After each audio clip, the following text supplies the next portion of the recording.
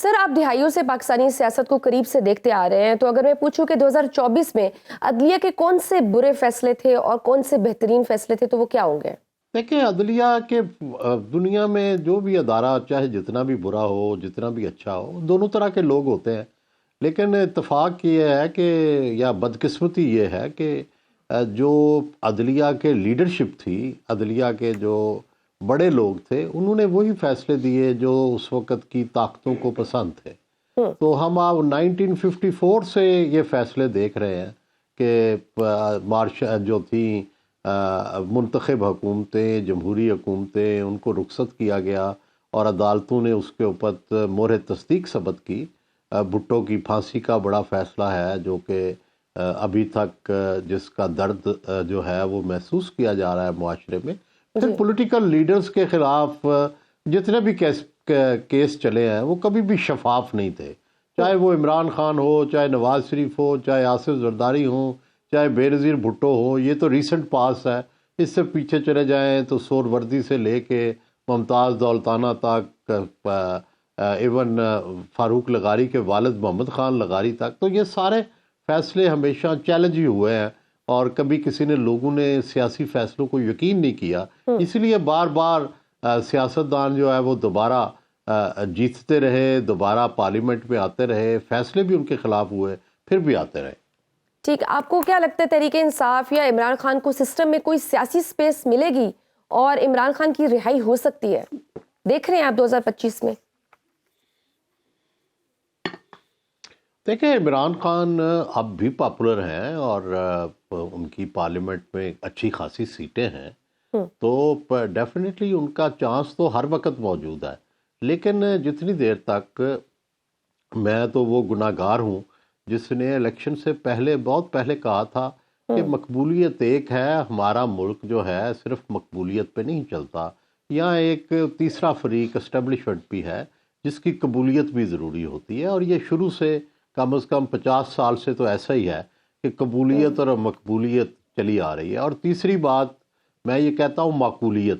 معقولیت یہ ہے کہ جب ہمارے ہاں بدقسمتی سے یہ ہوتا ہے کہ آپ کو مقبولیت کے باوجود اقتدار نہیں ملتا، تو پھر آپ کو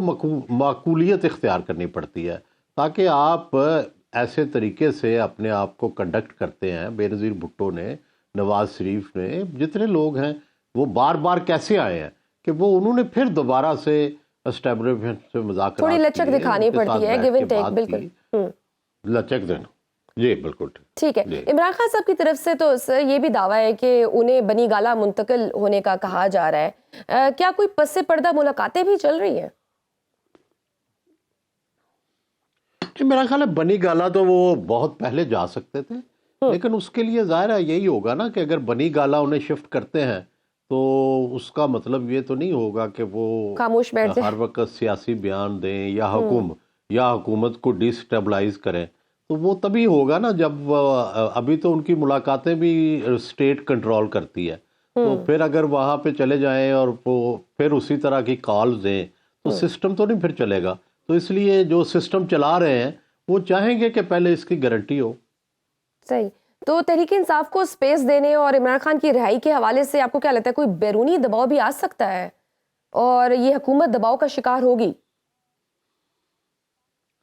میرا خیال ہے تھوڑا بہت دباؤ تو آئے گا بھی اور آنا بھی چاہیے، کیا حرج ہے، لیکن حکومتیں، ریاستیں بڑی مضبوط ہوتی ہیں، انہوں نے ایٹم بم پہ کہاں سنی ہے، انہوں نے اور بھی بہت سارے میزائل پروگرام بھی بنا لیا ہے امریکہ کے مخالفت کے باوجود۔ تو اب وہ دیکھیں کیا ریاست کس طرح ریئیکٹ کرتی ہے، لڑائی تک تو نہیں جانا چاہیے، وہاں ان کو ان کے ساتھ لو اور دو والی کوئی پالیسی اپنا سکتے ہیں۔ ٹھیک، اور سر اگر سپوز اگر یہ جیسے حکومت تو بار بار کہہ رہی ہے کہ ہم تو بالکل پریشر میں نہیں آئیں گے، اور اگر یہ امریکہ والا جھاکا بھی اتر جاتا ہے تو پھر آپ کو کیا لگتا ہے where would P T I stand? کیونکہ ہم نے دیکھ لیا ہے کہ اسٹریٹ پاور سے تو وہ اپنے من پسند اہداف تو حاصل نہیں کر سکے کیوس سے، so where would P T I stand? پھر کیا ان کے لائحہ عمل ہوگا آگے؟ میرا خیال ہے کہ پہلے سے ہی یہ غلط ہو رہا تھا، میں تو پہلے دن سے یہ جتنے بھی ایکشنز ہوئے ہیں، میں تو اس سے پہلے 9 مئی سے پہلے بھی خان صاحب کے پاس سے جا کے یہی عرض کرتا رہا کہ جو پاپولر پارٹی ہوتی ہے نا، اس کو یہ ٹیکٹکس کی ضرورت نہیں ہوتی، اس کو صرف پیشنس کی ضرورت ہوتی ہے، اس کو صرف صبر کی ضرورت ہوتی ہے، کیونکہ اس کا وقت آ جاتا ہے اگر وہ آرام سے بیٹھے تو بجائے اس کے کہ یہ 9 مئی نہ کرتے،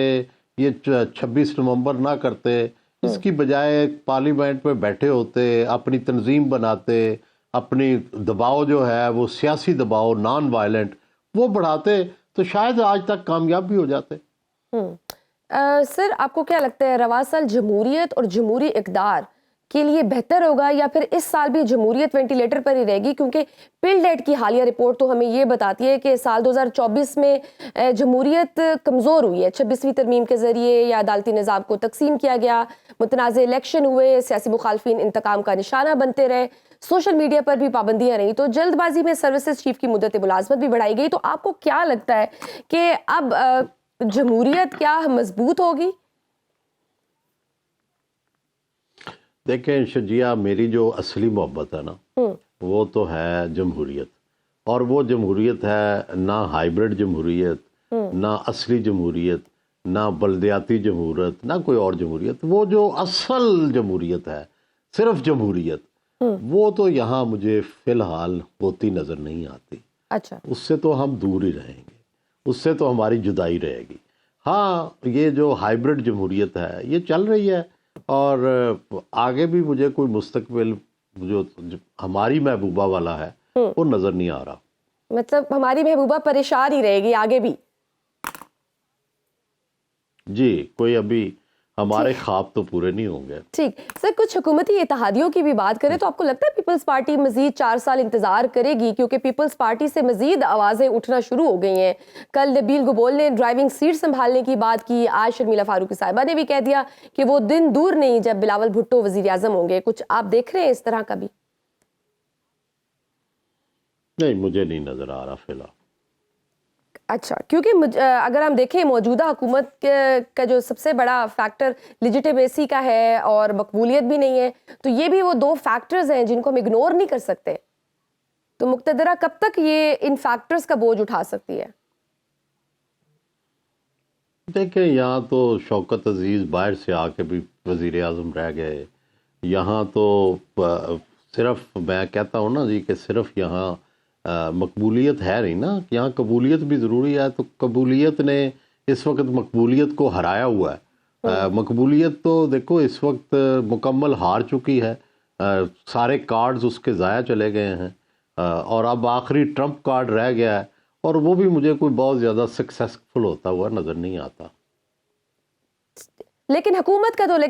لیکن حکومت کا بھی تو یہ چیلنج ہے نا، لیجیٹیمیسی بہت بڑا چیلنج ہے۔ ہاں، چیلنج دیکھیں، چیلنج انہوں نے چیلنج دیا ہی ہے نا کہ چیلنج کے مقابلے میں کیا آتا ہے۔ تو ابھی تک تو جو بھی مقابلے میں آیا، ٹھیک ہے، ان کے پرابلم ہے، لیجیٹیمیسی ہے، پاپولیرٹی نہیں ہے، کوہیژن نہیں ہے، اتحادی ہیں، کئی مسائل ہیں ان کے، لیکن سوال تو یہ ہے کہ کیا جب بھی کوئی چیلنج آتا ہے وہ اس میں جیت جاتے ہیں؟ جب تک وہ ظاہر ہے جیتتے رہیں گے اس وقت تک تو ان کے لیے کوئی پریشانی نہیں ہے۔ ہاں، جس دن وہ ہارنا شروع ہوں گے